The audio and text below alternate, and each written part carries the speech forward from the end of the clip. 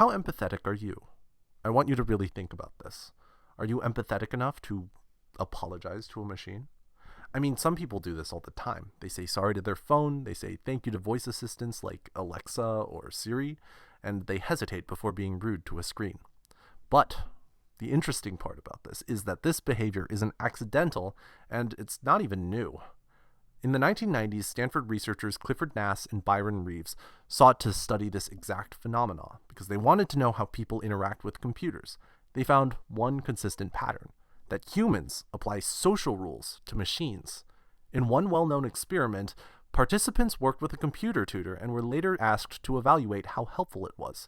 But what they didn't know was that they weren't just being tested on the material, they were being tested on how they react to the machine itself.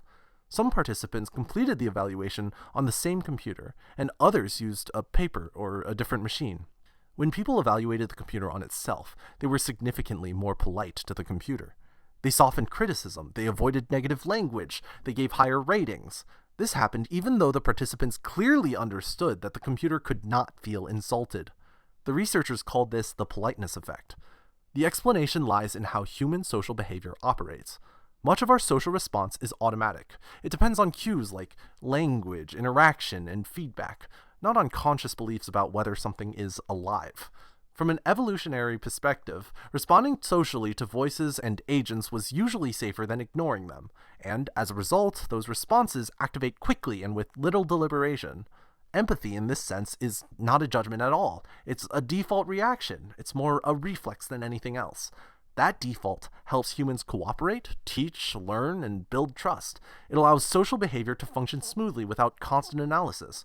When computers produce social cues like speech, responses, or evaluation, they activate the same mechanisms in your brain.